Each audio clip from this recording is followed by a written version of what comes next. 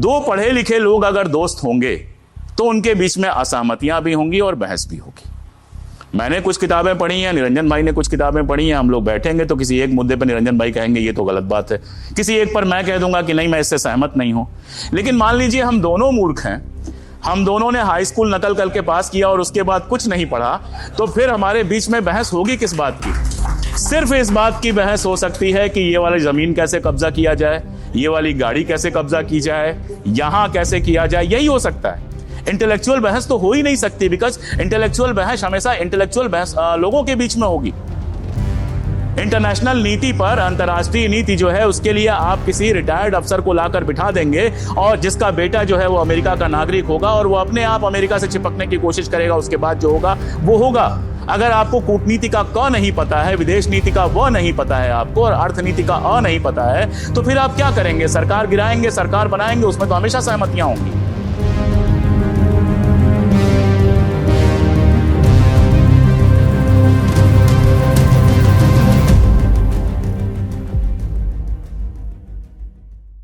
सबसे पहले तो आप सब लोगों का, खासतौर पे आयोजकों का आभार कि मुझे इस आयोजन में आप लोगों ने आमंत्रित किया। मैं अभी बात कर रहा था लोकेश जी से, तो बताया कि जब हत्या हुई थी 2013 में, तो हम लोग नए नए दिल्ली में, नया दिल्ली पहुंचा था और उसके तुरंत बाद गोविंद पानसरे का आया और हम लोगों ने दिल्ली में एक बड़ा आयोजन किया था। लेखकों का जंतर मंतर पे हम लोगों ने बड़ा आयोजन किया था और उसके बाद ही साहित्य अकेडमी के बहिष्कार वगैरह का सारा कुछ चला था। हालांकि इस तरह के आंदोलन जहां पहुंचते हैं वहीं तक पहुंच पाया। मैं एक रिपोर्ट पढ़ रहा था, मैं नेहरू पटेल पर आऊं उससे पहले थोड़ी सी बात, मैं एक रिपोर्ट पढ़ रहा था कि हेट स्पीच के मामले में और हेट हिंसा के मामले में, सांप्रदायिक हिंसा के मामले में महाराष्ट्र दूसरे नंबर पे पहुंच गया है यूपी के बाद। और मैं सोच रहा था कि फुले, अंबेडकर, गोविंद पानसरे, दाभोलकर, इन लोगों की जमीन पर इस तरह की हिंसा और इस तरह की नफरत फैल कैसे रही है। फिर मुझे लगा कि जब नफरत की आंधी चलती है तो क्या यूपी, क्या महाराष्ट्र, क्या बिहार, क्या गुजरात, सारी हमारी परंपराएं एक एक करके टूटती जाती हैं और उसकी जगह पर नफरत और हिंसा जो है वो हमारे दिमाग में, हमारे ज़हन हुआ 80 साल इतना लंबा वक्त नहीं होता है। अभी भी हो सकता है 2-4 लोग ऐसे मिल जाएं जिन्होंने आजादी की लड़ाई थोड़ी बहुत देखी हो, 10 साल के बालक के रूप में, 8 साल के बालक के रूप में देखी हो, और अभी उस पीढ़ी के खत्म होने से पहले ही ऐसा लगता है कि आजादी की लड़ाई के सारे आदर्श हमने एक एक करके बिसरा दिए। लेकिन वैसे में जब मुझे यह खबर मिलती है कि नासिक शहर के अंदर 2014 से लगातार ये आयोजन हो रहा है, मैं अभी नाम सुन रहा था, बहुत सारे मित्र हैं उसमें, तुषार जैसे बड़े भाई हैं, ये सारे लोग आए थे, तो उम्मीद जगती है। और ये इस तरह के आयोजनों को मैं किसी भी तरह से मिस नहीं करना चाहता हूं, कैसे भी पहुंच जाना चाहता हूं, क्योंकि मेरी बात सुनकर आप लोगों को ताकत मिले ना मिले, लेकिन आप लोगों को देख के मुझे ताकत मिलती है कि हां, इतने सारे लोग और भी हैं जो मेरी ही तरह या मुझसे और बेहतर तरीके से लगातार काम कर रहे हैं। विषय आज का है नेहरू, पटेल और भारत का निर्माण। भारत के निर्माण की बात जब होती है, कोई आकर अभी मुझसे कहने लगेगा कि नेहरू पटेल क्या भारत का निर्माण करेंगे, ये तो इतने 1000 साल पुरानी संस्कृति है हमारी, और इसमें कोई दो राय भी नहीं है। मैं यहां पर यह कॉन्ट्राडिक्ट करने भी नहीं जा रहा हूं कि हमारी संस्कृति पुरानी नहीं है या हमारी संस्कृति कोई इतनी कमजोर या ऐसी बेकार की एंटाइटी थी कि उसको पूरी तरह से फिर से बनाना पड़ा। यह सारा कुछ मैं यहां पर नहीं कहने जा रहा हूं, क्योंकि यह सब सच नहीं है। लेकिन एक हकीकत यह है कि जब युग बदलता है, सामंत काल से आधुनिक युग आता है, राजा से वोटर का युग आता है, तो उस समय भूमिकाएं निभानी पड़ती हैं आपको अपने देश को कैसा बनाना है ये तय करने के लिए। और ये समझने के लिए कोई बहुत मुश्किल काम नहीं है। अगर समकालीन इतिहास थोड़ा सा उठाकर उस दौर का देख लीजिए, सिर्फ इतना देख लीजिए, और उसके लिए गूगल, एआई, जहां से मन करे आप देख लीजिए, हमारी किताबें पढ़ने की जरूरत नहीं है कि जब भारत आजाद हुआ तो और कौन कौन से मुल्क आजाद हुए थे। अफ्रीका में, एशिया में जो गुलामियां दूर हुई थी, उनमें और कौन कौन से मुल्क थे जो 1940 से लेकर 1960 के बीच में आजाद हुए हैं। लंबी लिस्ट है, आप उठा के देखेंगे। अफ्रीका के तमाम सारे देश हैं, एशिया के तमाम सारे देश हैं, जब यूरोपीय उपनिवेशवाद टूटता है और वो आजाद होते हैं।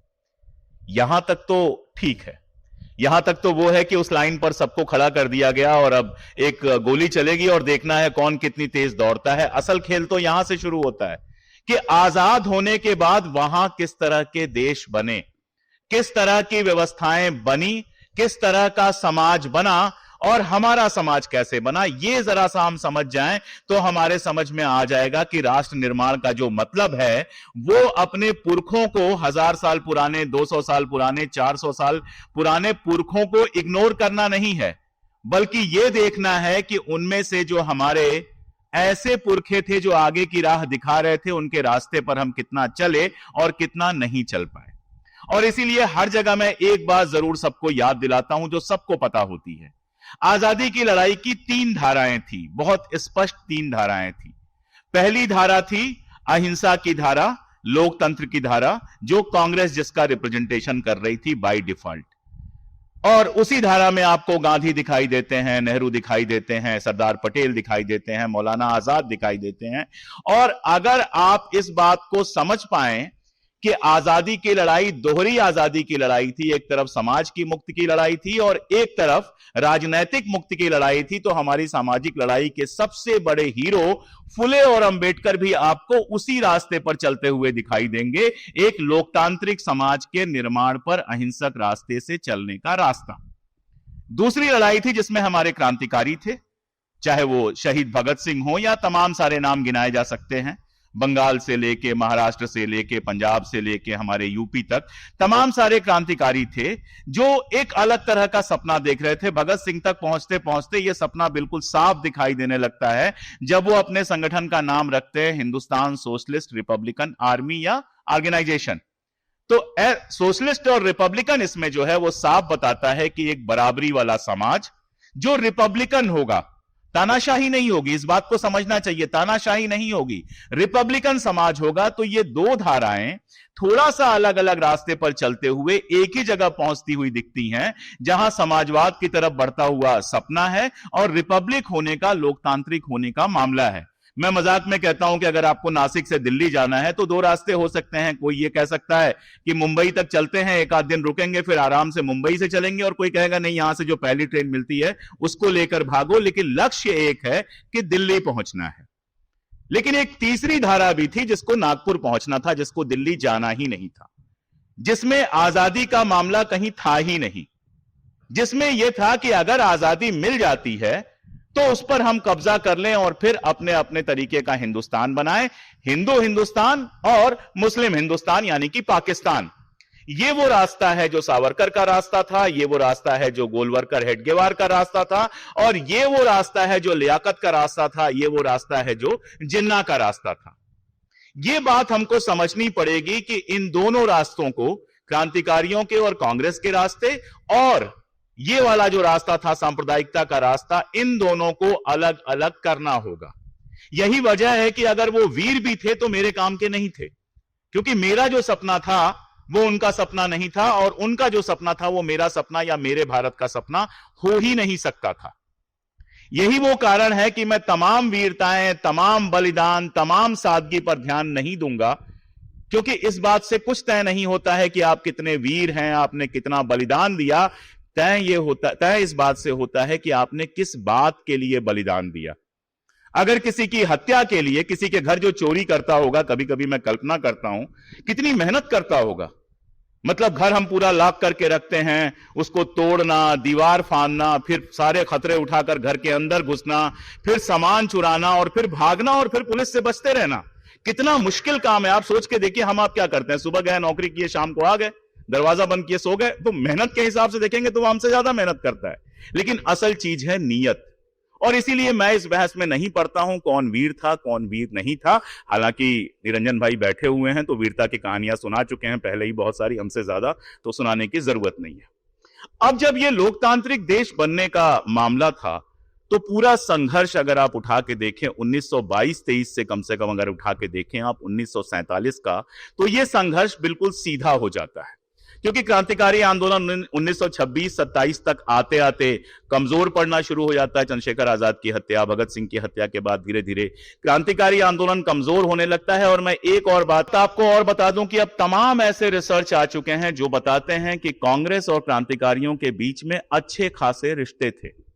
हाईएस्ट लेवल पर नहीं थे, गांधी जी के साथ नहीं थे। गांधी जी कभी किसी क्रांतिकारी की सहायता उस तरह से नहीं कर सकते थे क्योंकि बंदूक के पूरे दर्शन के खिलाफ थे।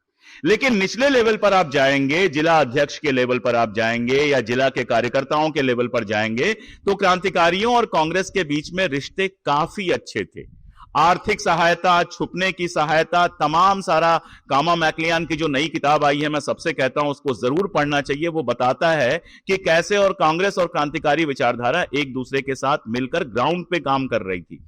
और यह सबसे ज्यादा दिखाई देता है 1942 के आंदोलन में, जब भारत छोड़ो चल रहा था और सिर्फ 2 संगठन ऐसे थे जो भारत छोड़ो आंदोलन से अलग थे, बाकी सब लगभग थोड़ा आगे पीछे मिलजुल के काम कर रहे थे। और वहां तो ऐसा लगता है कि गांधी जी भी थोड़ी छूट देते हैं। जब उनसे कहा जाता है कि हिंसा हुई, तो वो ये कहते हैं कि यह हिंसा इसलिए हुई क्योंकि अंग्रेजों ने इस तरह का दमन किया।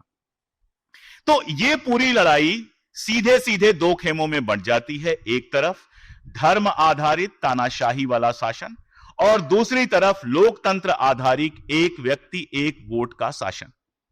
इसमें सबसे जरूरी चीज बन के उभरता है सेकुलरिज्म। उसी से सब कुछ तय होना था। अगर हम सेकुलर स्टेट बन रहे थे तब हम डेमोक्रेटिक स्टेट भी बन सकते थे। अगर हम सेकुलर स्टेट नहीं बनते तो किसी भी हालत में डेमोक्रेटिक स्टेट बन ही नहीं सकते थे। और आप उठाकर देख लीजिए पूरी आजादी की लड़ाई 1910-15 के बाद की पूरी लड़ाई उठा के देख लीजिए। जो जो लोग सेकुलर खेमे से नॉन सेकुलर खेमे में गए या लगातार नॉन सेकुलर ही रहे, कम्युनल कहना चाहें कम्युनल कह लें, वो सब कहीं ना कहीं तानाशाही के समर्थन में जाकर खड़े हुए। जबकि जो लोग सेकुलर मूवमेंट के साथ थे वो सारे के सारे लोकतंत्र के साथ जाकर खड़े हुए। अब जरा इस भारत निर्माण को पॉइंट बाय पॉइंट देखते हैं और नेहरू पटेल को जोड़ के देखते हैं। एक बड़ा मजेदार नया चला है खेल ये पिछले 10 सालों से कि नेहरू तुम्हारे लेकिन पटेल हमारे।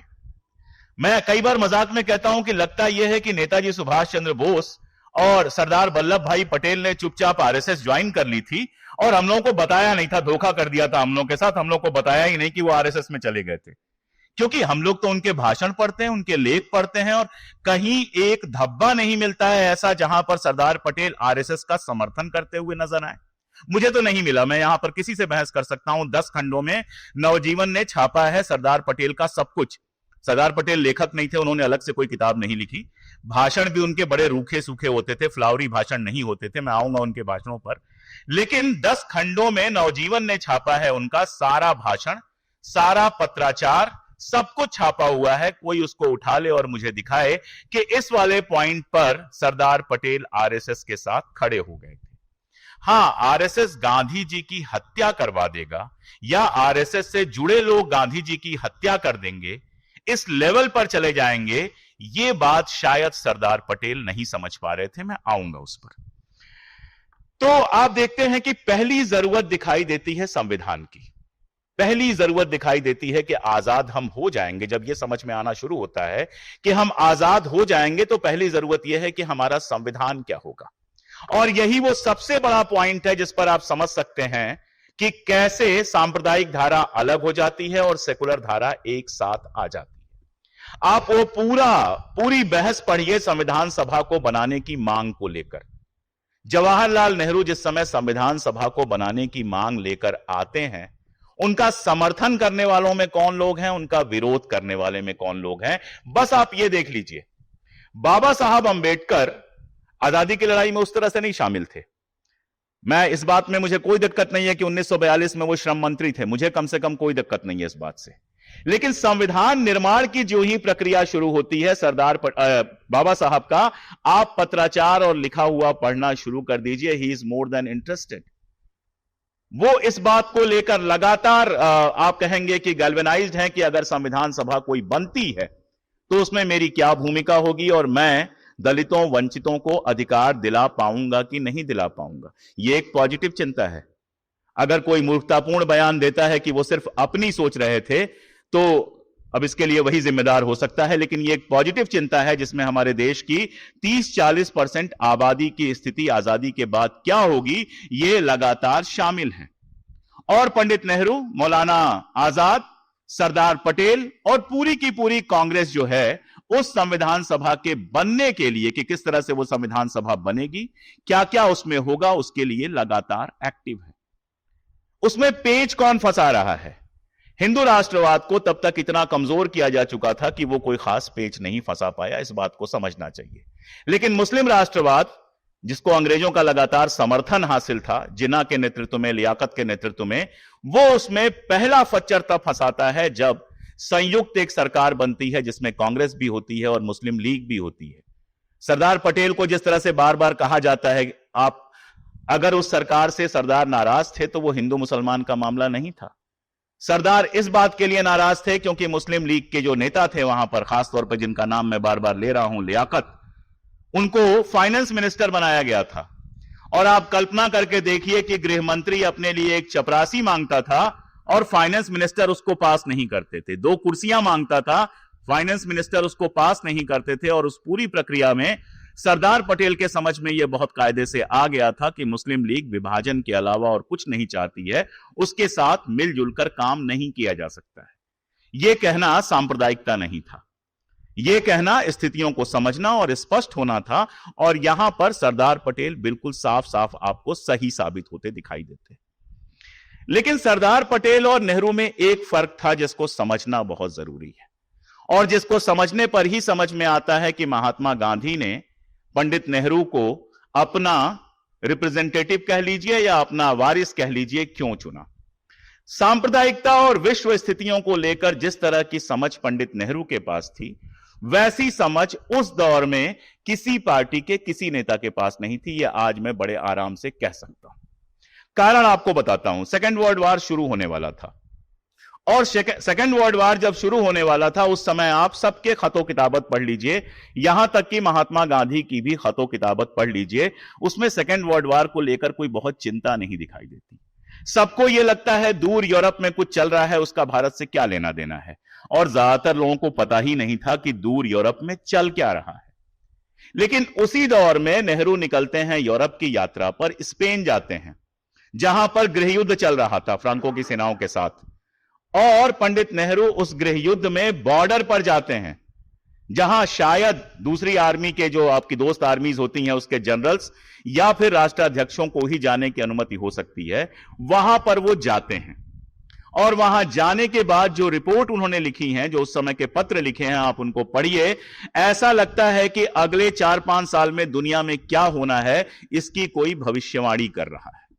स्पेन के गृहयुद्ध को देखते हुए फ्रांस जाते हैं, इंग्लैंड जाते हैं, लौटते हुए रास्ते में जर्मनी में उनको रुकना होता है। जर्मनी में जब वो रुकते हैं, होटल में रुके होते हैं, तो उस समय हिटलर कम से कम 4 अलग अलग रिप्रेजेंटेशंस भेजता है कि एक बार 2 मिनट की मुलाकात कर लीजिए। पंडित नेहरू हिटलर से नहीं मिलते हैं। यह मैं क्यों याद दिला रहा हूं?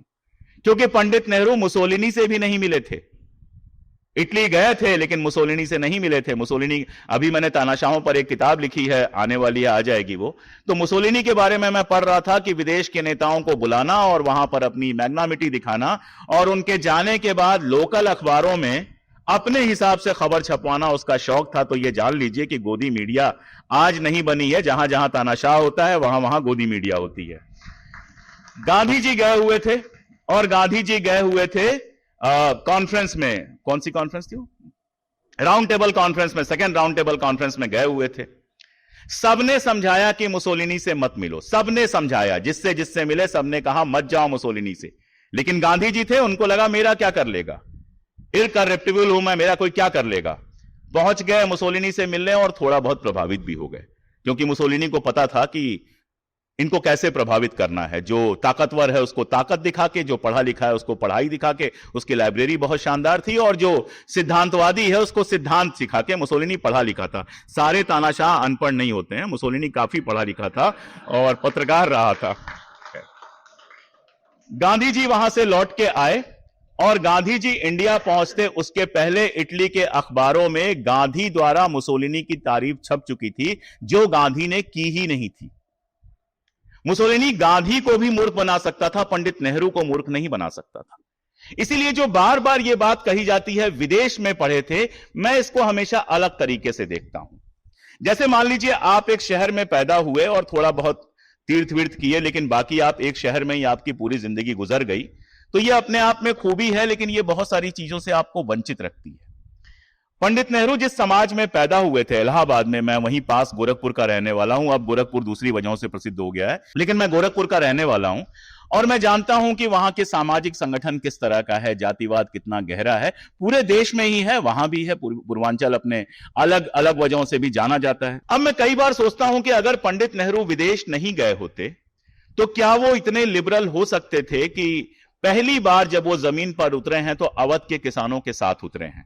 अवध के किसान उनके पास पहुंचे, मोतीलाल जी से मिलने आए हुए थे कि हमारी बड़ी समस्याएं हैं, साथ चलिए। पंडित जी अकेले थे, बोले मैं चलता हूं। 22-23 साल उम्र थी और अवध में मैं तो पूरा मेरा गांव इलाका सब देखा हुआ है। आज भी अगर आपको कहा जाए अवध के गांव में 15 दिन लगातार रुकना है तो कई लोग बीमार पड़ जाएंगे, लेकिन पंडित जी अवध के गांव में रुके, दलितों के घर खाना खाया, और यह जानते हुए नहीं कि दलित के घर खाना खाने जा रहा हूं, जल्दी कैमरामैन को बुलाओ। सिंपल सी बात है, हम जा रहे हैं, जो रुकवाएगा वो खाना खिलाएगा। हम अगर किसी भी गांव में जाते हैं तो जो रुकवाएगा वो खाना खिलाएगा, बहुत सिंपल सी बात है। बैलगाड़ियों में चले, पैदल चले। मैं कई बार सोचता रहा कि इलाहाबाद का एक ब्राह्मण, भले वो कश्मीरी ब्राह्मण ही क्यों नहीं था, इतना उदार कैसे हो गया? 23 साल की उम्र में इतना उदार कैसे हो सकता है? मैंने तो नहीं देखे, मैं भी नहीं था शायद। हो ही नहीं सकता है। जिस तरह की हम लोगों की ट्रेनिंग होती है, होना ही बहुत मुश्किल है जब तक कि आपको कोई बहुत बड़ा गुरु ना मिल जाए या कोई ऐसी चीज ना मिल जाए। और तब मेरे समझ में आया कि पंडित जी की पढ़ाई तो या तो आनंद भवन में हुई, जो अपने आप में एक सेकुलर जगह थी, जहां अंग्रेज भी आते थे, जहां मुस्लिम भी आते थे, जहां हिंदू भी आते थे, जहां नॉनवेज भी बनता था। उनकी मां के रसोई में नहीं पकता था, लेकिन बाहर नॉनवेज भी पकता था। उनके मोतीलाल जी शराब भी पीते थे। तो एक लिबरल टाइप का माहौल था उस जमाने के हिसाब से। और उसके बाद सीधे चले गए इंग्लैंड, जहां पर जातिवादी थी ही नहीं। और इंग्लैंड के उनके प्रवास का संस्मरण पढ़िए, एक भी राजा महाराजा उनका दोस्त नहीं बनता है। जबकि इंग्लैंड में उस जमाने में दो ही तरह के हिंदुस्तानी जाते थे, या तो नेहरू जी जैसे या राजा महाराजाओं के बेटे। वहां सोशलिज्म सीखने लगते हैं, फेबियन सोशलिज्म सीखने लगते हैं। वहां से भारत की चिंता उनको दिखाई देती है लगातार। और शायद यही वजह है कि पंडित जी मैं भी कह रहा हूं उनको, जबकि उनको पंडित जी सुनना पसंद नहीं था। यह भी अपने आप में एक बहुत बड़ा, आप कह सकते हैं, विडंबना है कि पंडित जी सुनना उनको पसंद नहीं था। लेकिन आज बार बार इसलिए कहना पड़ता है क्योंकि उनको कुछ और साबित करने की कोशिश की जाती है। तो खैर, नेहरू जी जो थे, मुझे हमेशा लगता है कि शायद इतने लिबरल इसलिए हो पाए क्योंकि यहां की जो गंदगी थी, सामाजिक गंदगियां थी, अगर वो यहां के नॉर्मल किसी स्कूल में पढ़ते, कॉलेज में पढ़ते, तो शायद देखते कि उनकी जात वाले अपना खाना अलग बना रहे हैं हॉस्टल में, दलितों का खाना अलग बन रहा है, उनको उनकी जाति की वजह से सम्मान मिल रहा है। और ये तो एक जानी सी बात है कि जातिवाद के बढ़ने का या जातिवाद के बने रहने का बड़ा कारण यह है कि आप कितने भी अवगुणी हैं, आपके अंदर कोई गुण नहीं है, लेकिन नाम में आपके एक टाइटल लगा हुआ है तो आपको सम्मान मिलने लगता है। और बिना मेहनत का सम्मान और पैसा किसको नहीं अच्छा लगता है?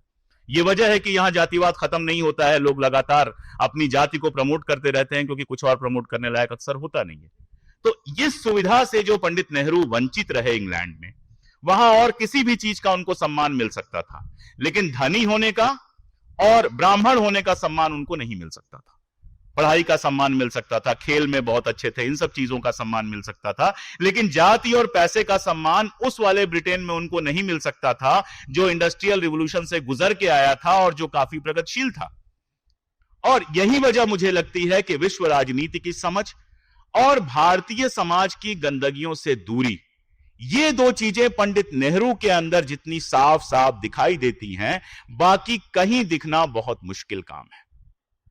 गांधी जी के यहां वो थी, लेकिन अलग नैतिक स्तर पे थी। गांधी जी आध्यात्मिक और नैतिक स्तर पर वहां पहुंच चुके थे कि जाति से और बाकी सारी चीजों से मुक्त दिखाई देते हैं। लेकिन पंडित नेहरू वहां किसी नैतिक आध्यात्मिक स्तर पे नहीं, लॉजिकल तार्किक स्तर पे पहुंचे थे। और इस सभा से बेहतर कौन समझ सकता है कि जहां हम तर्क पर पहुंचते हैं वो सबसे बड़ा सच होता है। तर्क से जो चीज हम सिद्ध करके कहते हैं कि नहीं ये सही है, उससे हमें कोई डिगा नहीं सकता, बाकी कहीं से भी डिगाया जा सकता है। ये बात मैं बार बार क्यों कह रहा हूं? ये बात मैं कह रहा हूं जब आप देखते हैं सांप्रदायिकता हमारे देश में उफान लेना शुरू करती है। खास तौर पे 1942 का जो हमारा भारत छोड़ो आंदोलन है, वो जब खत्म होता है, सेकेंड वर्ल्ड वॉर खत्म होता है और 1945 के बाद हमें यह लगता है कि अब तो आजादी मिलनी है। तो जो ही आजादी सामने दिखी, अपना अपना हिस्सा लूटने के लिए लोग सक्रिय होते हैं। और सांप्रदायिकता कहने की बात नहीं है कि किस लेवल पर दिखाई देती है, चाहे नोआखली हो, चाहे भागलपुर हो, आप एग्जाम्पल गिनाते चले जाइए। उस समय आप देखते हैं कि बड़े बड़े खंभे जो थे सेकुलर, वो या तो डगमगाना शुरू करते हैं या फिर गिरना शुरू करते हैं। मैं हमेशा एक व्यक्ति की कहानी सुनाता हूं, गांधी हत्या पर लिखते हुए। मेरी एक किताब, उसने गांधी को क्यों मारा है, तो उस किताब पर लिखते हुए मुझे वो मिले थे मतलब उनका इतिहास मिला था। मियां इफ्तिखारुद्दीन, मियां इफ्तिखारुद्दीन जो थे वो फैज अहमद फैज के दोस्त हुआ करते थे और लाहौर कांग्रेस के अध्यक्ष हुआ करते थे। पंडित नेहरू एक बार जब NWFP जा रहे थे, जिसको अब खैबर पख्तून कहते हैं, तो लाहौर में उनकी मुलाकात शेख अब्दुल्ला से हुई थी, ये बहुत लोग जानते हैं। लेकिन शेख अब्दुल्ला से पंडित नेहरू को मिलवाने वाले मियां इफ्तिखारुद्दीन थे। नेहरू के करीबी थे, लगभग कम्युनिस्ट थे, काफी वामपंथी थे, कांग्रेस में इस तरह के बहुत सारे लोग थे और पूरी तरह से सेकुलर हुआ करते थे। 1944-45 आते आते वो मुस्लिम लीग में शामिल हो जाते हैं और मुस्लिम लीग में शामिल हो जाते हैं, एक्टिव रहते हैं, जिन्ना के मिनिस्ट्री में मिनिस्टर बनाए जाते हैं। गांधी हत्या जब होती है उस समय मियां इफ्तिखारुद्दीन एक मैसेज देते हैं, उसको मैंने अपनी किताब में भी लिखा है और मैं बार बार दोहराता हूं। उस समय मियां साहब कहते हैं कि हम में से उन सारे लोगों ने जिन्होंने सांप्रदायिकता का साथ दिया था, जिन्होंने दंगे होने दिए थे, सिर्फ ये नहीं कि दंगे किए थे, जिन्होंने दंगे होने दिए थे और जिन्होंने हिंदू मुस्लिम में बंटवारा बढ़ाया था, वो सब महात्मा गांधी की हत्या में जिम्मेदार हैं। यानी तब तक समझ में उनको आया, 1948 में समझ में आया, लेकिन क्या फर्क पड़ता है, तब तक तो पाकिस्तान बन चुका था। मियां साहब जो है वो मुस्लिम लीग में शामिल हो चुके थे।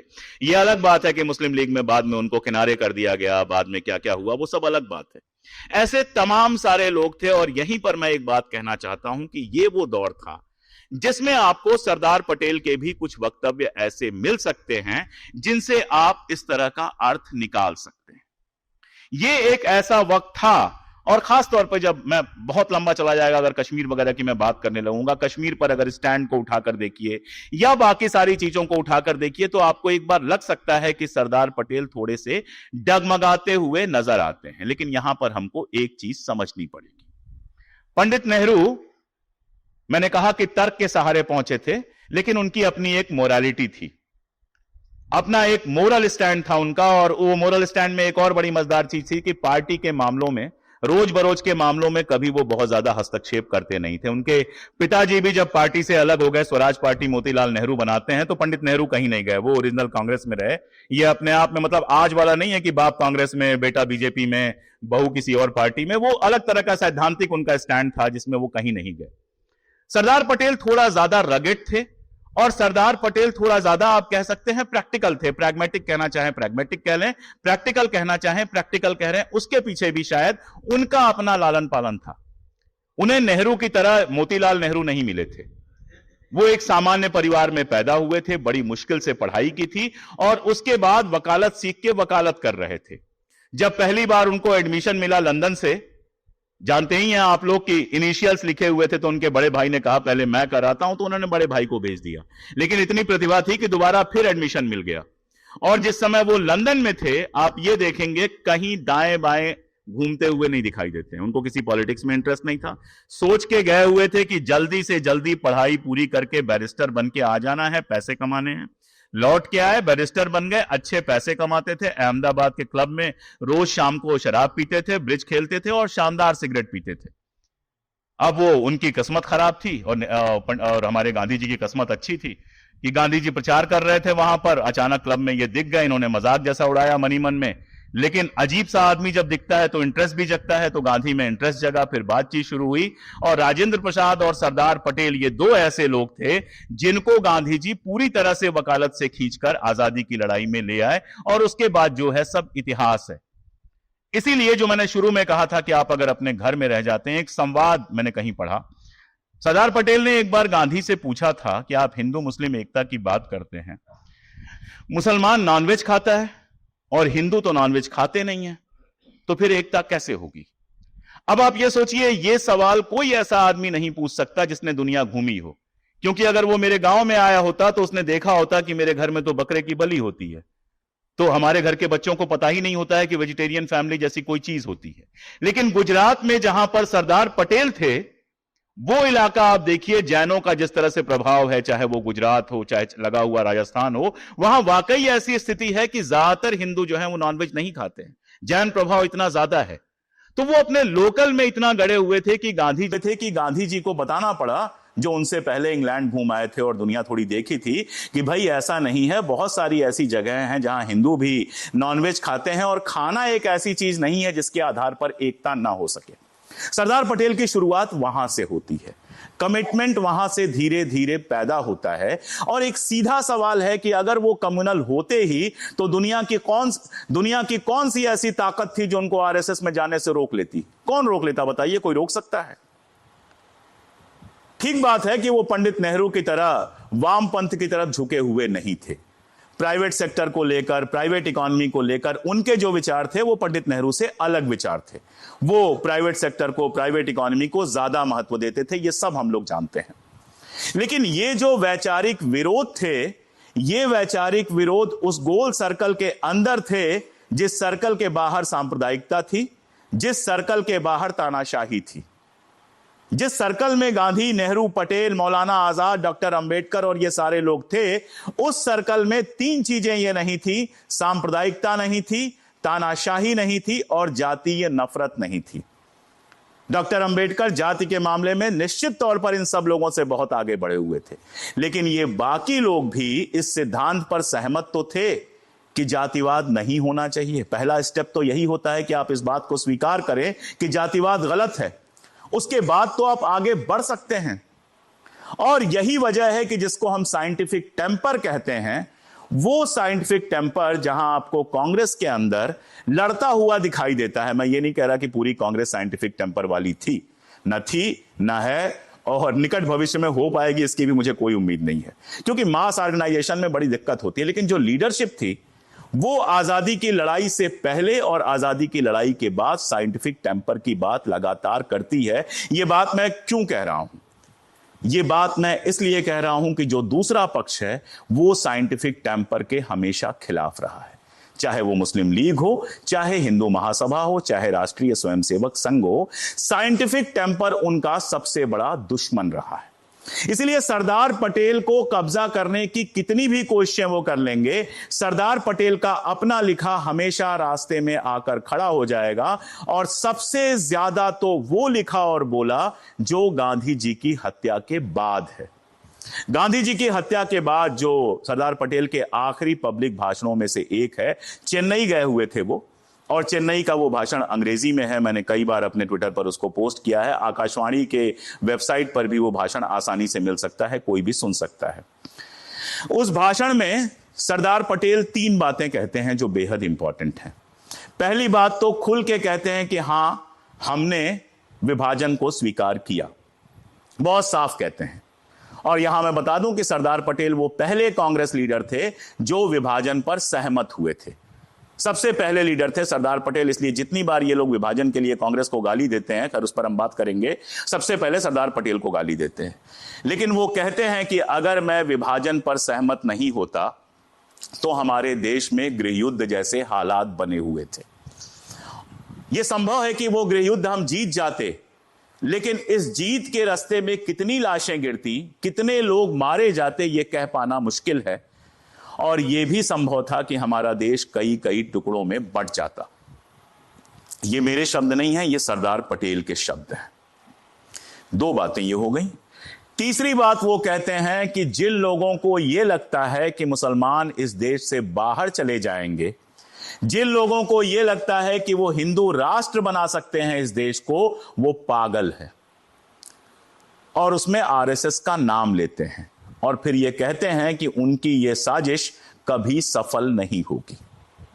यहां से हमको दो चीजें मिल जाती हैं। एक तो सरदार पटेल की विचारधारा, अब इसके बाद मुझे नहीं लगता है कि उस पर मुझे कोई तर्क देने की जरूरत है। और दूसरी बात मुझे साफ साफ जो लगती है भारत के निर्माण की, राष्ट्र के निर्माण की, कि नेहरू और पटेल इस बिंदु पर एक हैं कि यह देश जो निर्मित होगा वो लोकतांत्रिक देश होगा, सेकुलर देश होगा, और यहां पर आरएसएस जैसे पागलपन वाले संगठनों की जगह नहीं होगी। अब आप कह सकते हैं कि आरएसएस को खत्म क्यों नहीं कर दिया, फिर लोकतांत्रिक कैसे रह जाता? अगर संगठनों को तलवार से ही खत्म करना हो, गोलियों से ही खत्म करना हो, तो फिर आप लोकतांत्रिक नहीं रह सकते हैं। उसका जो तरीका उनके लिए था वो जन जागरण का तरीका था, साइंटिफिक टेम्पर के प्रचार का तरीका था, और दूसरा तरीका था और साथ में तरीका था एक समाजवादी यानी बराबरी वाले समाज के निर्माण का।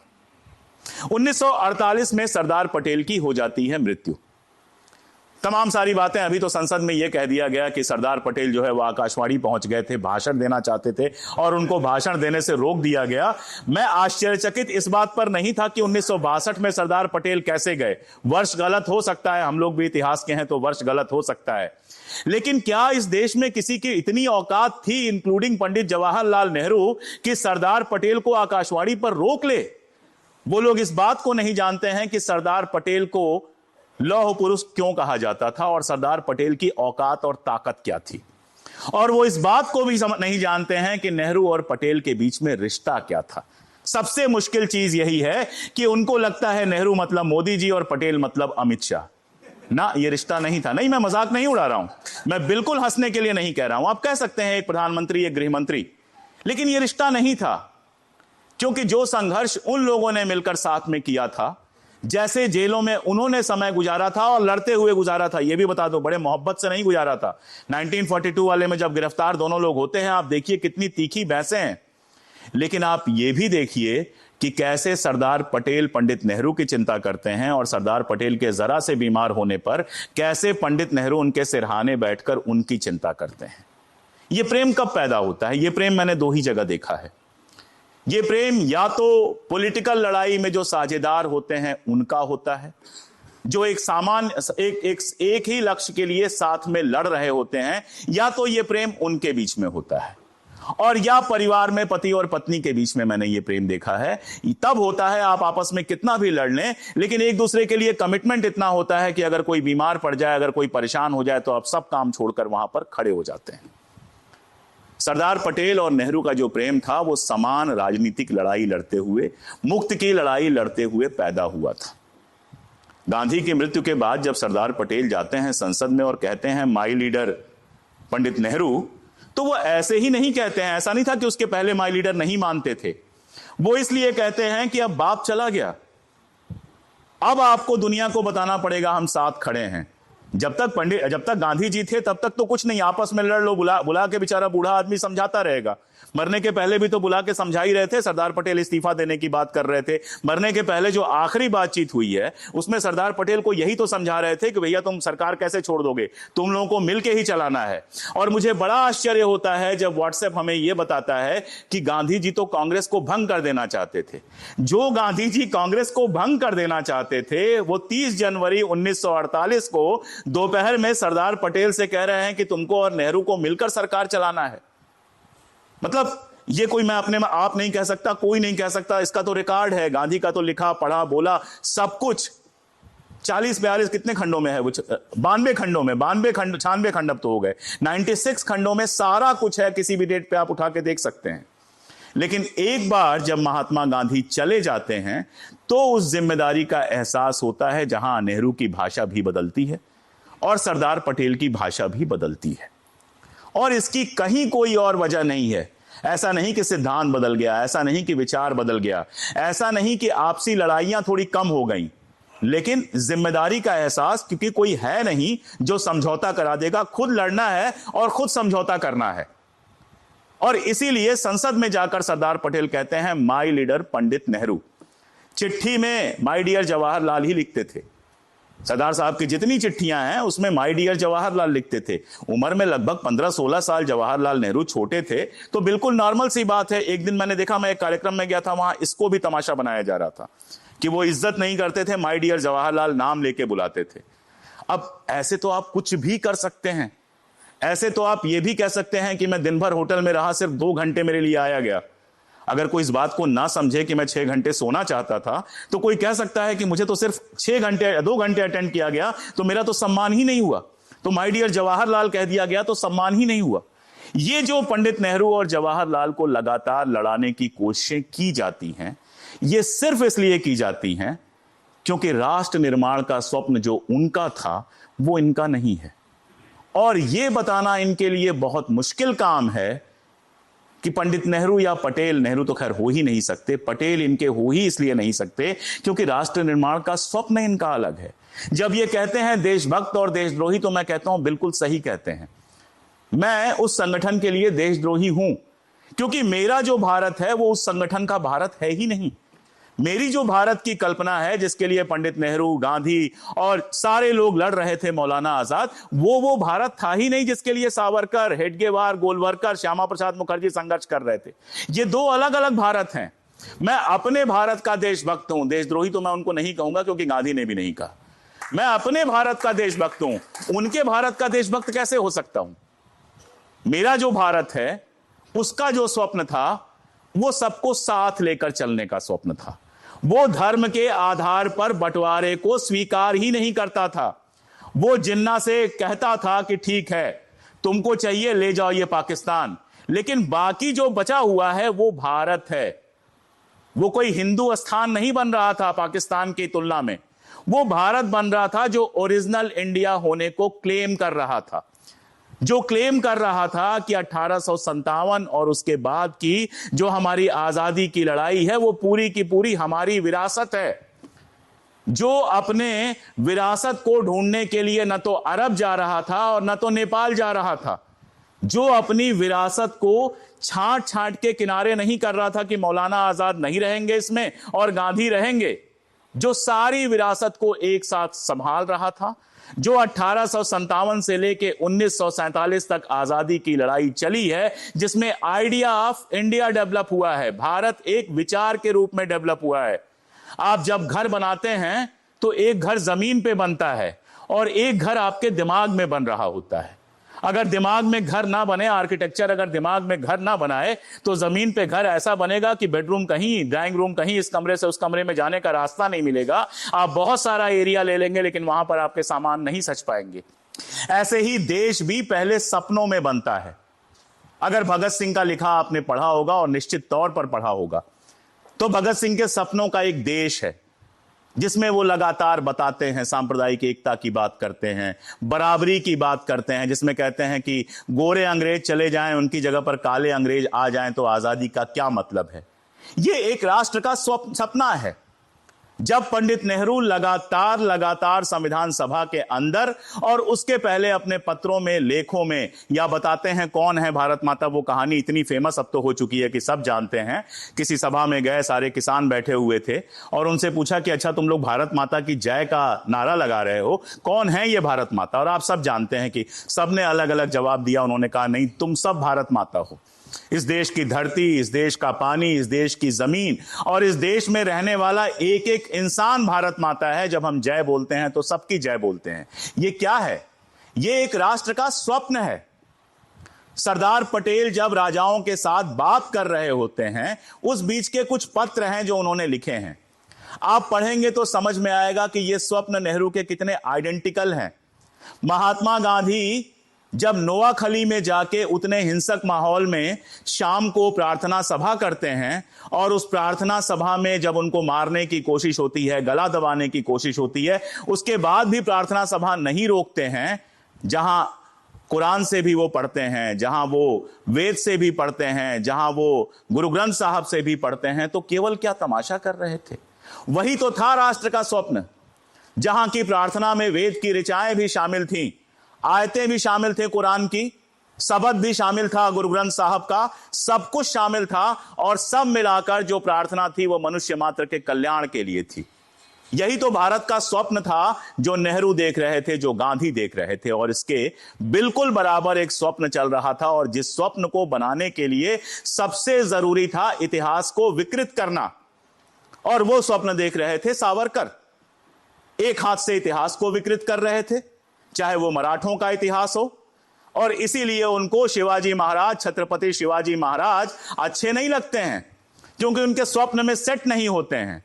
उनको लगता है कि जिस मुस्लिम महिला को गिरफ्तार किया गया था, अगर उसका रेप कर दिया गया होता, अगर उसके साथ जिना कर दिया गया होता तो वो बेहतर होता।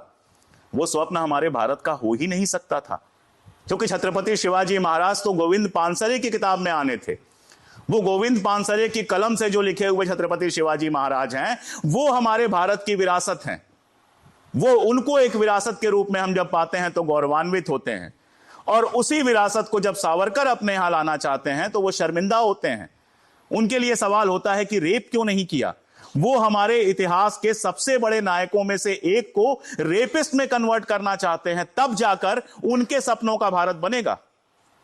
वो हमारे सारे विरासत को हिंसा, खून और नफरत से भर देना चाहते हैं, तब उनके हिसाब का भारत बनेगा। आज भी देख लीजिए आप, एक साहब पूछते हैं कि गांधी के हत्यारों पर सब बात करते हैं, गुरु गोविंद सिंह के हत्यारों पर क्यों नहीं बात करते हैं? क्योंकि अगर करने लगेंगे तो परेशान हो जाओगे। गुरु गोविंद सिंह के जो हत्यारे थे वो पहाड़ी राजा भी थे, जो गुरु गोविंद सिंह के बच्चों की हत्या के लिए बिल्कुल दबाव डालते हैं कि इनको मार दो, अगर ये सपोले जिंदा रहेंगे तो कल को विद्रोह कर सकते हैं। इतिहास इतनी सीधी लाइन पर नहीं चलता है, और यह आपके ऊपर है कि इतिहास से आप क्या चुनते हैं। अपने पिता के बारे में याद कीजिए। सारे लोग, मेरे पिताजी नहीं है इस दुनिया में, बहुत सारे इस उम्र के लोग हैं जिनके पिताजी नहीं होंगे। एक तरीके से याद करेंगे तो याद आएगा बहुत पीटते थे, गालियां देते थे। हो सकता है किसी के पिता शराब पीते हो सकता है किसी के पिता के अंदर और कमी हो। आपके ऊपर है, वो याद कर लीजिए और जीवन भर किलसते रहिए।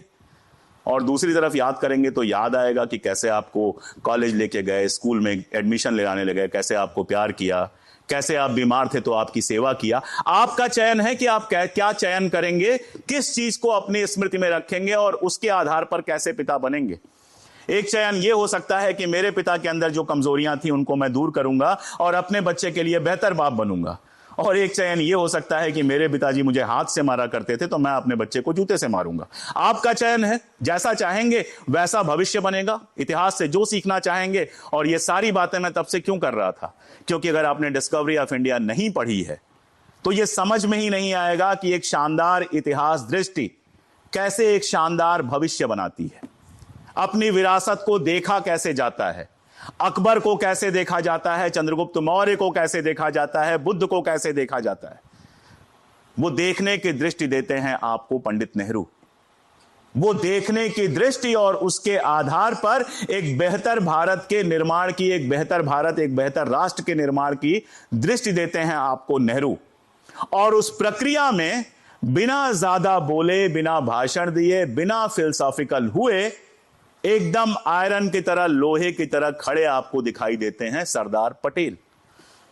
सरदार पटेल गांधी की हत्या के बाद का एक वो है वाकया है। श्यामा प्रसाद मुखर्जी एक पत्र लिखते हैं और उसमें आरोप लगाते हैं कि सावरकर के ऊपर जो केस चल रहा है, जो मुकदमा चल रहा है, वो पॉलिटिकल वजहों से चल रहा है, उसका कोई और कारण नहीं है। उस पत्र का जवाब पढ़ना चाहिए सरदार पटेल का, और तब समझ में आता है कि नेहरू से कुछ भी और बेहतर हो ना हो, वकील जरूर वो नेहरू से बेहतर थे। और ये सच भी है, बेहद सफल वकील थे।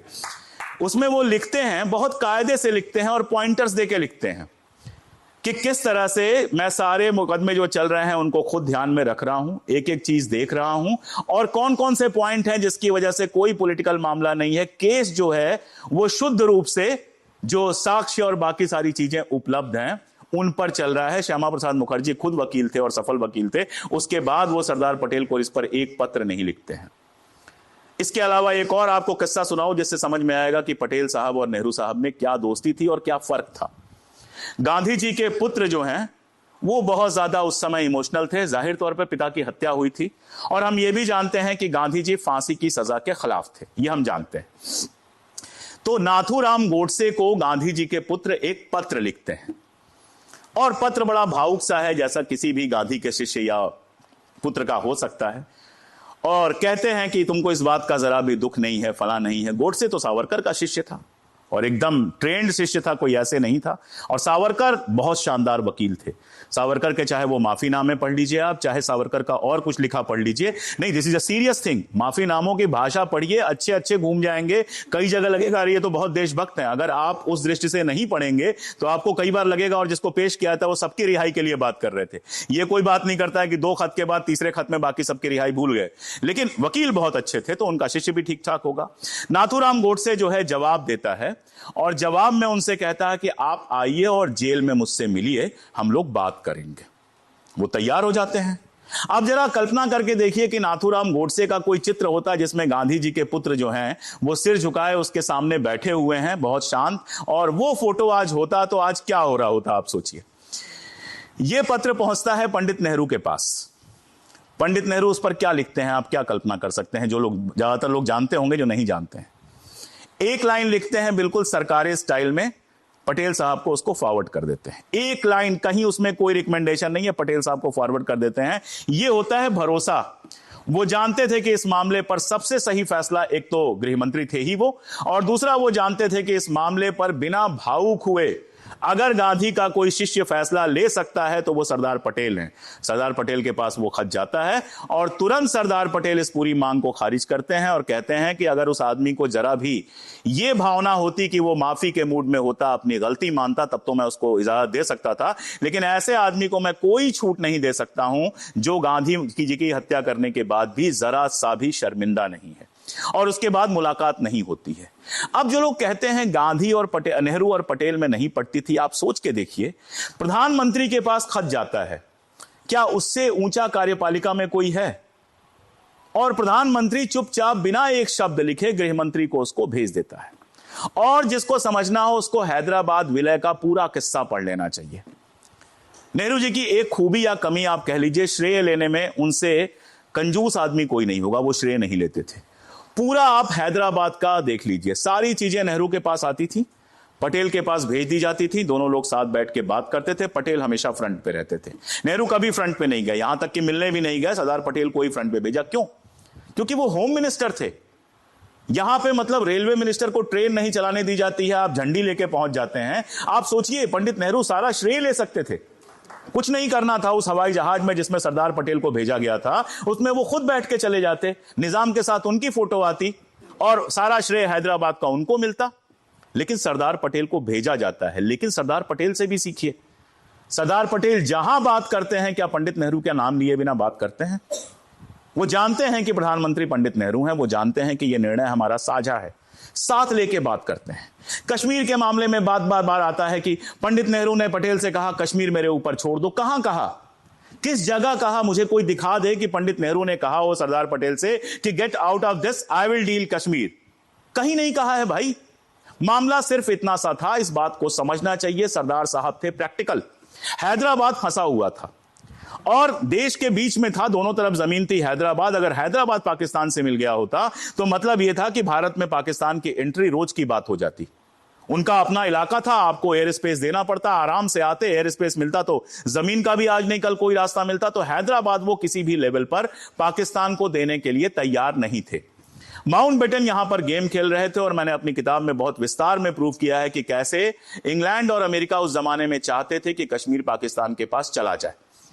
माउंटबेटन जो गेम खेल रहे थे वो ये कि कश्मीर छोड़ दो, हैदराबाद ले लो। वो सेब वाली कहानी और तमाम सारी चीजें हम जगह जगह पे आती हैं। पटेल एक बार इसमें आ गए थे और उन्होंने कहा था ठीक है, वो मुस्लिम बहुल इलाका है, पाकिस्तान के साथ चला जाए, हैदराबाद हमारे पास रहेगा। इस बात पर पटेल राजी हो गए थे, लेकिन सिर्फ राजी हुए थे, कहीं साइन नहीं किया था। नेहरू का वहां पर स्टैंड बहुत क्लियर था, नेहरू का भरोसा जो था। और एक और बात थी कि नेहरू कश्मीर के साथ जो पूरा आंदोलन था उसमें बहुत शुरू से लगे हुए थे। अगर मुस्लिम कॉन्फ्रेंस, नेशनल कॉन्फ्रेंस बनती है तो वो नेहरू के कहने पर बनी थी। नेहरू गए थे कश्मीर और वहां शेख अब्दुल्ला से कहा था कि अगर आप सांप्रदायिक तरीके से आजादी की लड़ाई लड़ेंगे तो कश्मीर में कभी सफल नहीं होगी और देश में कहीं सफल नहीं होगी। ठीक है, 95% मुस्लिम हैं कश्मीर के अंदर, लेकिन जो 5% हिंदू हैं, सिख हैं, उनको भी साथ लीजिए। उसके बाद मुस्लिम कॉन्फ्रेंस बनती है, नेशनल कॉन्फ्रेंस, उसका अध्यक्ष बनाया जाता है सरदार बुद्ध सिंह को, और उसमें कश्मीरी पंडित भी बड़ी संख्या में शामिल होते हैं। उसके बाद जब गिरफ्तार किया जाता है शेख अब्दुल्ला को, तो भी पंडित जी जा रहे होते हैं, इनको रास्ते में रोका जाता है। उसके बाद फिर वो जाते हैं मुकदमा लड़ने के लिए, वकील का चोगा पहनते हैं। तो कश्मीर के साथ उनका रिश्ता जन्म का भी था, कश्मीरी थे तो एक अलग तरह का रिश्ता था।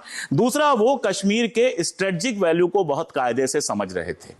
जो बात मैंने कही कि गांधी जी ने क्यों विरासत दी होगी, क्योंकि गांधी जी जानते थे कि स्ट्रेटेजिक और इंटरनेशनल मामलों को नेहरू से बेहतर कोई नहीं समझता है और एक नए आजाद मुल्क के लिए यह बहुत बड़े मुद्दे बनेंगे।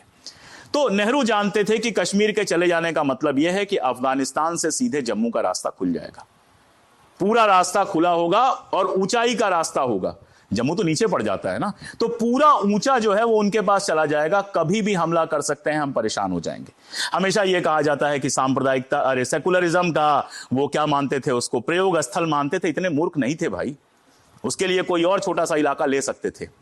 तो पंडित नेहरू के दिमाग में था कि शेख अब्दुल्ला चूंकि हमारे साथ हैं और शेख अब्दुल्ला को साथ लेकर हम कश्मीर को अपने साथ ले सकते हैं, इसलिए वो लगातार कश्मीर को अपने साथ रखने की कोशिशें कर रहे थे। जब सरदार पटेल ने छोड़ ही दिया था कश्मीर को, तो जाहिर है कि नेहरू की कोशिशें अकेले होती। और जो सबसे बड़ा अपराधी था उसका तो कोई नाम ही नहीं लेता है, महाराजा हरि सिंह। उसने कहा ना हम हिंदुस्तान के साथ जाएंगे ना पाकिस्तान के साथ जाएंगे, वो तो डोगरा लैंड बना रहा था, वहां पर डोगरिस्तान बना रहा था, जिसमें हिमाचल के भी इलाके को शामिल करना था। वो जब 1947 15 अगस्त 1947 को हमारा देश आजाद हुआ है, तो एक तीसरा मुल्क भी आजाद हुआ था, जम्मू और कश्मीर, इस बात को समझिए। और गिलगित बाल्टिस्तान जो ऊपर वाला इलाका है, वो तो 15 अगस्त के पहले ही अंग्रेजों ने उठा के दे दिया था पाकिस्तान को। बचा हुआ जिसको पीओके कहते हैं वो था, कश्मीर था और जम्मू था। और पंडित नेहरू वो पहले व्यक्ति थे, और इसके लिए सरदार पटेल के करिस्पॉन्डेंस का पार्ट 1 पढ़ लीजिए, जिन्होंने सरदार पटेल को खत लिखा था कि मेरे पास सूचनाएं हैं, राजकुमारी अमृत कौर के थ्रू उनको सूचना मिली थी कि मेरे पास सूचनाएं हैं कि पाकिस्तान कबीलाई भेष में कश्मीर के ऊपर हमला करने वाला है।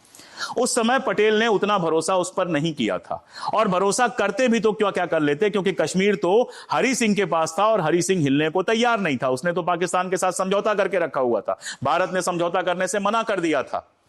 अब जब सेना पहुंच जाती है, जब पाकिस्तान के कबीलाई सेना जो है वो बारामूला पहुंच जाती है, तब जाके इनको होश आता है। हरि सिंह को अपनी आर्मी भेजते हैं, आर्मी लड़ नहीं पाती है। कुल मिला के 4-5 दिन और लगने थे, श्रीनगर के ऊपर कब्जा हो जाता। तब जाके वो हिंदुस्तान से कहते हैं सेना भेज दो। अब आप खुद सोच के देखिए कि एक आजाद मुल्क में दूसरा आजाद मुल्क हमला करता है, भारत कैसे सेना भेज देगा। तो पंडित नेहरू शर्त रखते हैं वहां पर कि जब तक आप हमारे साथ विलय का समझौता नहीं करते हो, तब तक हम सेना नहीं भेज सकते हैं। आनन फानन में 26 अक्टूबर को विलय का पत्र साइन होता है, और उसके बाद सरदार पटेल और नेहरू के बीच में कहां किस बात को लेकर लड़ाई हुई है, मुझे तो कम से कम नहीं मिला कहीं कुछ। आप लोग बार बार ये बात कही जाती है, यूएन क्यों चले गए। दो मुल्कों की लड़ाई में आपकी अपने पड़ोसी से लड़ाई हो जाए तो आप कहां जाएंगे? या तो मोहल्ले के दादा के पास जाएंगे या लोकल कोर्ट में जाएंगे, और कहां जा सकते हैं आप? और यह सोचना कि हम तो इतने मजबूत थे कि पाकिस्तान पर कब्जा कर लेते, तो 4 दिन में समझौता करने वाले लोग लगभग 1.5 साल चली लड़ाई को समझाते हैं कि आपने समझौता क्यों कर लिया, आपने 4 दिन में क्यों समझौता कर लिया। आपके ऊपर इंटरनेशनल प्रेशर था, हमारे ऊपर भी था उस जमाने में। और दूसरी उससे बड़ी बात यह थी, इस बात को समझिए, नई नई सेनाएं थी हमारे पास, कोई इक्विपमेंट नहीं था। दोनों सेनाओं के जो अध्यक्ष थे वो अंग्रेज थे, और उनके बीच में समझौता था कि वो आपस में लड़ाई नहीं लड़ेंगे। इसीलिए पाकिस्तान सीधा हमला नहीं कर पाया था, क्योंकि दोनों सेनाओं के जो चीफ थे वो अंग्रेज थे, और उनके बीच में समझौता था कि हम एक दूसरे से लड़ाई नहीं करेंगे। तो उस तरह से पाकिस्तान की सेना हमला कर नहीं सकती थी। इसलिए पाकिस्तान ने कबीलाइयों के थ्रू हमला करवाया था, जिसमें पाकिस्तान की लोकल सेना शामिल थी। तो आपको यहां से भी बहुत सपोर्ट नहीं मिल रहा था। दूसरा, वो ऊंचाई वाले इलाके में थे। आपको कारगिल याद होगा, कारगिल में क्यों हमारे इतने सारे सैनिक शहीद हुए और ऑफिसर शहीद हुए? क्योंकि कारगिल में जहां वो थे वो ऊंचाई के लेवल था, हम नीचे से जा रहे थे। उस समय भी वो ऊंचाई के लेवल पे थे। उस समय भी सरदार पटेल का एक लेटर मिलता है मेहरचंद महाजन को लिखा हुआ, और गोपाल अयंगर को लिखा हुआ, और उसमें वो लिखते हैं कि हमारी कंडीशन न तो आर्थिक रूप से और न ही सैन्य रूप से ऐसी है कि इस लड़ाई को लंबा चला सके। अगर ये लड़ाई बहुत लंबी चली तो पता नहीं क्या होगा। तो गरूर कीजिए अपनी सेना पे, लेकिन सेना बंद तो जाने दीजिए। वो सेना तो अंग्रेजों की बची खुची सेना थी, कितना लड़ लेते। फिर भी आपने कश्मीर पूरा मुक्त कराया, आपने पुंछ का एक इलाका मुक्त कराया, जम्मू के अंदर आपने घुसने नहीं दिया, कारगिल आपने बचा लिया। इससे ज्यादा क्या बचा सकते थे आप? और फिर आपने समझौता किया और आप यूएन में गए। यूएन को लेकर लगातार होता है, यूएन में क्यों गए, यूएन में क्यों गए? क्योंकि पंडित नेहरू जानते थे कि यूएन में अगर हम नहीं जाएंगे तो पाकिस्तान जाएगा। आज नहीं कल अगर दो देशों के बीच में टेरिटरी का मामला है तो यूएन तो जाएगा ही ना। दुनिया में कहां दो देशों के बीच टेरिटरी का मामला है जो यूएन नहीं गया है? और मैं पलट के हमेशा सवाल पूछता हूं कि यूएन में ऐसा क्या हो गया जिससे भारत का नुकसान हो गया? कितनी जमीन यूएन ने भारत की जमीन उठाकर पाकिस्तान को दे दी? कुछ नहीं। अरे यूएन में जो जनमत संग्रह की बात हुई थी उसकी शर्त तो कभी पढ़ लीजिए शर्त यह थी कि पाकिस्तान को उस पूरे इलाके से अपनी पूरी सेना हटानी पड़ेगी और भारत वहां उतनी सेना रखेगा जितना चुनाव करवाने के लिए, सुरक्षा के लिए जरूरी है। यह ऐसी शर्त थी जो पाकिस्तान कभी मान ही नहीं पाया। उसके आगे देखिए, नेहरू जी ने कहा कि मैं तैयार हूं जनमत संग्रह के लिए, शर्त बस एक है कि जनमत संग्रह का जो कमिश्नर होगा वो अमेरिकी नहीं होगा, किसी थर्ड वर्ल्ड कंट्री का होगा। पाकिस्तान पीछे हट गया। शिमला समझौता और उसके बाद की बात तो फिर मैं कश्मीर पे ही चला जाऊंगा, लंबा हो जाएगा। लेकिन कश्मीर मसले पर यह कहना कि सरदार पटेल और पंडित जी में लड़ाई चल रही थी, दोनों एक दूसरे के बिल्कुल खिलाफ थे, यह अपने आप में बताता है कि दरअसल आपका इंटरेस्ट ना कश्मीर में है और ना आपका इंटरेस्ट अपने देश की किसी भलाई में है। आपका इंटरेस्ट पंडित नेहरू और सरदार पटेल के बीच में झगड़ा ढूंढने में है। एक और बात है, यह भी कही देना चाहिए, पढ़े लिखे लोगों की सभा है। मैंने कुछ किताबें पढ़ी हैं, निरंजन भाई ने कुछ किताबें पढ़ी हैं। हम लोग बैठेंगे तो किसी एक मुद्दे पर निरंजन भाई कहेंगे ये तो गलत बात है, किसी एक पर मैं कह दूंगा कि नहीं मैं इससे सहमत नहीं हूं। लेकिन मान लीजिए हम दोनों मूर्ख हैं, हम दोनों ने हाई स्कूल नकल करके पास किया और उसके बाद कुछ नहीं पढ़ा, तो फिर हमारे बीच में बहस होगी किस बात की? सिर्फ इस बात की बहस हो सकती है कि ये वाली जमीन कैसे कब्जा किया जाए, ये वाली गाड़ी कैसे कब्जा की जाए, यहां कैसे किया जाए, यही हो सकता है। इंटेलेक्चुअल बहस तो हो ही नहीं सकती, बिकॉज इंटेलेक्चुअल बहस हमेशा इंटेलेक्चुअल बहस लोगों के बीच में होगी। इंटरनेशनल नीति पर, अंतरराष्ट्रीय नीति जो है, उसके लिए आप किसी रिटायर्ड अफसर को लाकर बिठा देंगे और जिसका बेटा जो है वो अमेरिका का नागरिक होगा और वो अपने आप अमेरिका से चिपकने की कोशिश करेगा, उसके बाद जो होगा वो होगा। अगर आपको कूटनीति का क नहीं पता है, विदेश नीति का व नहीं पता है आपको, और अर्थनीति का अ नहीं पता है, तो फिर आप क्या करेंगे? सरकार गिराएंगे, सरकार बनाएंगे, उसमें तो हमेशा सहमतियां होंगी। जहां अंतरराष्ट्रीय पॉलिसी बनानी होती है, जहां आपको अपनी डिप्लोमेसी करनी होती है, वहां बहस होगी। कि कोई कहेगा, मान लीजिए कि आज का समय होता और कोई उस तरह का होता, तो कोई कहता कि चाइना रशिया तुम्हारा इतना पुराना दोस्त है, उसको नाराज करके चिपको, अमेरिका से इतना मत चिपको। कोई समझाता कि ट्रंप पागल है, इतना ज्यादा उसको भाव मत दो। लेकिन जब कोई समझाने वाला ही नहीं है तो फिर तो यह होगा कि विनाश हो जाएगा, उसके बाद हम कहेंगे कि डंका बज रहा है। इसकी जरूरत उस समय नहीं थी, इसलिए पंडित नेहरू और सरदार पटेल के बीच में बहस थी। चाइना को लेकर कम से कम सरदार पटेल ज्यादा सही थे। चाइना को लेकर सरदार पटेल समझा रहे थे कि माओ को इतना ज्यादा छूट मत दो, विस्तारवादी है, कल को तुम्हारे यहां भी हमला कर देगा। और 1962 में नेहरू ने वो हमला झेला, वो धोखा झेला। शायद सरदार पटेल जिंदा होते तो ये कंडीशन नहीं आती, वो ग्राउंड रियलिटीज को और कायदे से देख पाते। लेकिन इसको आप दुश्मनी कहेंगे या देश की भलाई के लिए अपनों से भी बहस कहेंगे? अगर मान लीजिए, कल्पना कीजिए कि सरदार पटेल जिंदा होते और 1950, 52, 53 आते आते उनके समझ में आ जाता कि अब चाइना कभी भी गड़बड़ कर सकता है, तो वो क्या करते? वो डियर जवाहरलाल लिखकर एक चिट्ठी लिखते और कहते कि आपके साथ मुझे व्यक्तिगत मुलाकात करनी है। कमरा बंद होता और दोनों लोग बैठ के जबरदस्त बहस करते, वो अपने तर्क देते, ये अपने तर्क देते, और फिर शायद पंडित नेहरू के समझ में आ जाता कि नहीं, इसको यहां पर रोक देना है, ज्यादा हिंदी चीनी भाई भाई नहीं करना है, या हिंदी चीनी भाई भाई करना है लेकिन सावधान रहना है। ये तो देश के भले के लिए झगड़ा होता ना। ये झगड़े थे, चाहे नेताजी सुभाष चंद्र बोस के बीच में और आप नेहरू के बीच में करा लो। अब ये कौन याद दिलाए कि सुभाष चंद्र बोस के ऊपर तो केस किया था सरदार पटेल ने। विट्ठल भाई पटेल की जब डेथ होती है तो अपनी संपत्ति का एक हिस्सा लिख देते हैं वो सुभाष चंद्र बोस के नाम, क्योंकि सुभाष चंद्र बोस ने अंतिम टाइम में उनकी बड़ी सेवा की थी। सरदार पटेल वो मुकदमा लड़ते हैं, मुकदमा जीतते हैं, लेकिन पैसा 1 रुपया नहीं लेते हैं, वो पैसा किसी ट्रस्ट को दान कर देते हैं। अब वो थी उनकी लड़ाई, वो नेताजी के रास्तों को सही नहीं मानते थे, और क्या हुआ? सारी बड़ी बड़ी बातें कर लीजिए, लेकिन एक बात तो तय है ना, नेताजी की वो फोटो जब आप हिटलर के साथ देखते हैं तो आपको दुख होता है।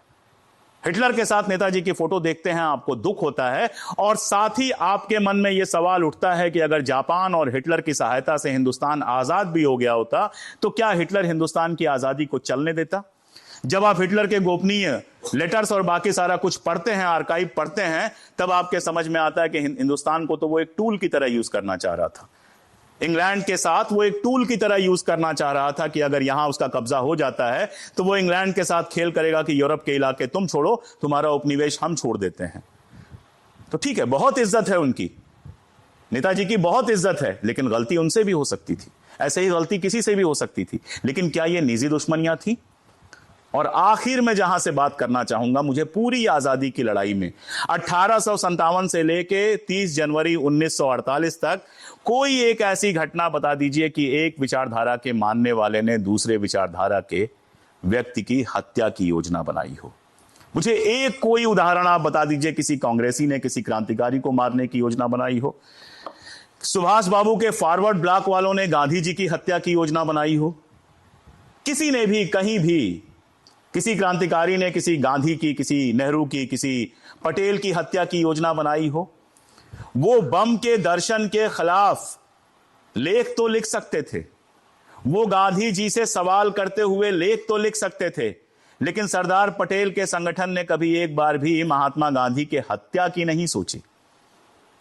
महात्मा गांधी इंकलाब का जो तरीका था, बंदूकों के उनके खिलाफ तो हो सकते थे, लेकिन अपनी कोई कसर नहीं छोड़ी है उस बूढ़े आदमी ने भगत सिंह को बचाने के लिए। जिस दिन भगत सिंह को फांसी हो रही थी उस दिन भी बैठकर वो खत लिख रहे थे, और जब उनको काले फूल दिए गए तो उन्होंने ये नहीं कहा कि अच्छा हुआ मर गया, चुपचाप काले फूल लेकर रख लिए। और जवाहरलाल नेहरू ने, चंद्रशेखर आजाद, भगत सिंह दोनों के मरने के बाद जो लिखा है उसको जरा एक बार पढ़ लीजिए, समझ में आएगा कि क्या आपस में इज्जत थी। और यही सवाल आपके बीच छोड़कर जा रहा हूं कि आखिर इस पूरे दौर में केवल एक विचारधारा ऐसी क्यों है जिसने अपने वैचारिक विरोधी के हत्या की साजिश रची, कम से कम 7 बार उसको जान से मारने की कोशिश की और 7वीं बार एक निहत्थे आदमी को मारने में सफल हुए। जब इस सवाल का जवाब मिल जाएगा तो यह भी समझ में आ जाएगा कि उनका राष्ट्र निर्माण, उनके राष्ट्र की परिकल्पना गांधी, नेहरू, मौलाना के राष्ट्र की परिकल्पना से कैसे अलग थी। और यह भी समझ में आ जाएगा कि उनकी हिंसा भगत सिंह की हिंसा से कैसे अलग थी। भगत सिंह की बंदूक वाली फोटो लगाकर इनको लगता है कि भगत सिंह इनकी परंपरा के हो गए। भगत सिंह ने बंदूक उठाई तो अंग्रेजों के ऊपर चलाई। भगत सिंह ने बंदूक उठाई तो जब फांसी मिली तो हंसते हंसते फांसी चूमी। अपने बाप को भी नाराज हो गए, अपने बाप से भी, जब उन्होंने कहा माफी मांग लो। यहां दूसरों के कंधों पर रखकर बंदूक चलवाई गई और उसके बावजूद माफी मांगी गई कि अगर कांग्रेस गवर्नमेंट मुझे माफ कर दे तो मैं किसी तरह के, और कांग्रेस गवर्नमेंट की बात कर रहा हूं, ये अंग्रेजों की बात नहीं कर रहा हूं, मैं 1948 की बात कर रहा हूं। कांग्रेस गवर्नमेंट से खत लिखा गया था कि अगर सरकार मुझे इन सारे मामलों से बाहर कर दे तो मैं किसी तरह के पॉलिटिकल कार्रवाई में हिस्सा नहीं लूंगा। एक बात हमेशा याद रखिएगा, चाहे हिंसा हो या अहिंसा, सब कुछ तय इस बात से होता है कि आपकी नीयत क्या है, आप बनाना क्या चाहते हैं। गांधी जी के एक एग्जाम्पल को थोड़ा सा बढ़ा दूंगा। गांधी जी उपवास की बात करते थे और उपवास के बारे में कहते थे कि आप उसी के लिए उपवास कर सकते हैं जिससे आप प्रेम करते हैं। जैसे मान लीजिए कि पिता शराब पीता है और बेटा उपवास पे बैठ जाता है कि पिताजी जब तक आप शराब नहीं छोड़ेंगे मैं अन्न जल ग्रहण नहीं करूंगा। बोले ये अहिंसक उपवास है। जिससे आप नफरत करते हैं उनके खिलाफ उपवास का कोई मतलब नहीं है, वो सिर्फ और सिर्फ हिंसक उपवास हो सकता है। इस बात को बस ऐसे आप समझ लीजिए कि अगर आप एक साधना में बैठे हैं और भूखे हैं इस बात के लिए कि आपका दुश्मन इस साधना के बाद मर जाए, किसी तांत्रिक ने आपको बताया है कि ये वाली साधना करेंगे तो सामने वाला मर जाएगा, तो कर तो आप अहिंसा रहे हैं तो आप व्रत, लेकिन आपकी नीयत गड़बड़ है। गांधी वाली अहिंसा कर रहे हैं तब आपकी नीयत अच्छी है, आप किसी को सुधारना चाहते हैं। शायद आप लोगों को पता होगा कि पहला जो उपवास उन्होंने किया था वो सारा भाई के खिलाफ किया था। सारा भाई के मजदूर मजदूरी बढ़ाने की मांग कर रहे थे। सारा भाई थे तो सेठ ही, मजदूरी बढ़ाने को तैयार नहीं थे। तो सोचिए, सारा भाई की बेटी और गांधी जी ये दोनों लोग उपवास पे बैठे सारा भाई के खिलाफ, और मजदूरी बढ़वाई गई क्योंकि सारा भाई से वो प्रेम करते थे, और मजदूरी बढ़वाई गई। मजदूरों की मजदूरी जब बढ़ी उसके बाद ही उन्होंने उपवास बंद किया। तो आखिरी एक बात कह के मैं बात खत्म करूंगा। बंदूक उठाने से कोई भगत सिंह नहीं बनता, खादी पहनने से कोई महात्मा गांधी नहीं बन जाता, और नफरत से कोई देश नहीं बनता। जो देश नफरत से बने हैं वो कहां हैं इसको देख लीजिए। मोहब्बत, जोड़ने की बात, और बड़ा अगर देश है तो दिल को बड़ा करना, ये वो चीजें हैं जो हम सरदार पटेल और पंडित नेहरू से सीख सकते हैं, जो हम नरेंद्र दाभोलकर से सीख सकते हैं, और ये वो चीजें हैं जिनके लिए लड़ते हुए अगर हम मारे भी गए तो हम जिंदा रहेंगे। बहुत शुक्रिया।